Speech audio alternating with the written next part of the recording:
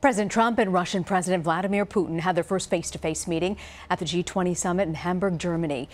But what was discussed in that meeting is still in dispute. Secretary of State Rex Tillerson says the president pressed Vladimir Putin about election meddling. Russia's foreign minister says Trump accepts that no such meddling took place. Mark Simakovsky is a senior fellow at the Atlantic Council's Eurasia Center, and he joins me now to break all this down. Okay, Mark, I want to ask you, many people in Congress had wanted the president to take a hard line on Russia, especially with these cyber attacks. Do you get the sense that that happened in this meeting?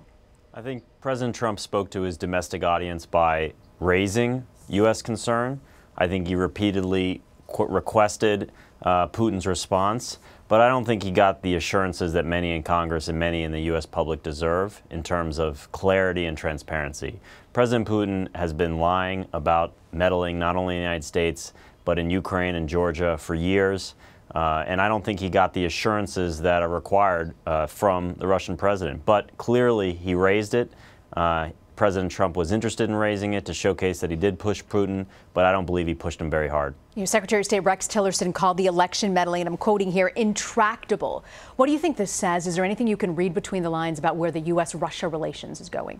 That sentence is very important. It's important that you mention it. There was a clear sense from Secretary Tillerson's remarks after the meeting that the U.S. and Russia would move forward, that they weren't looking to litigate what happened in 2016 in the election. That's critical because it showcases that the United States is not going to take into account the actions that Russia did last year, isn't going to press Russia, and isn't potentially going to have consequences for Russian behavior, which to me showcases that this administration, as they've said before, are ready to move forward. They're ready to close the book on the election meddling, improve U.S.-Russian relations, and that's exactly what this meeting was all about. And as a result, I believe Putin is going home back to Moscow very happy with this meeting. You know, Putin's been accused of directing these cyber attacks on the U.S., but now there's talk of both governments actually working together on cybersecurity issues. How do you explain this to people who are just confused about how this is working?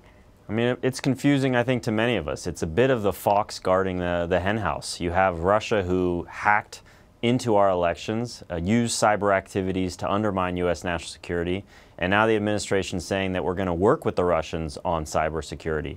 It's strange in ways that we should actually be using to showcase that there are consequences for the activities. Of course, we should be talking to the Russians about cybersecurity, but to say that we're going to put this issue into a working group, to me, again, showcases that the administration is ready to turn the page. They're going to leave it to, quote-unquote, the experts to discuss, and there's not going to be much agreement between the U.S. and Russia on how to work on cybersecurity. And again, I think this is important for Putin.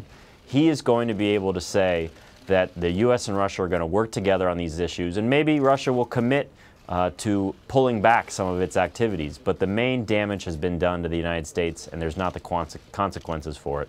This meeting between Putin and Trump went way over schedule. At one point, they actually sent in the First Lady to try and break it up. What else do you think was discussed, and how significant is it the fact that this meeting went on for so long? I mean, I think it's very important. It showcases that there was a cordial, positive exchange between the two leaders. Ultimately, I think what Putin was trying to achieve was to gain trust, that he was someone that President Trump could work with, not only to improve U.S.-Russian relations, but to deal with some really hard challenges around the world. So 4 things for sure were discussed. They discussed the issue in Syria. The naming of the ceasefire in southwest Syria was clearly a deliverable to showcase that the U.S. and Russia could work together in Syria. Both sides want to showcase that. 2, Ukraine was likely discussed. Obviously, there was disagreement, and there probably hasn't been much description of what actually happened other than the naming of a new U.S. envoy, Ambassador Kurt Volker. 3, Korea was discussed, and also, of course, counterterrorism efforts writ large, and sanctions as well.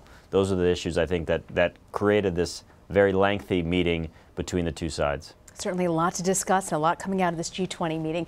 Mark Simakovsky, thank you for joining us. Thanks for having me.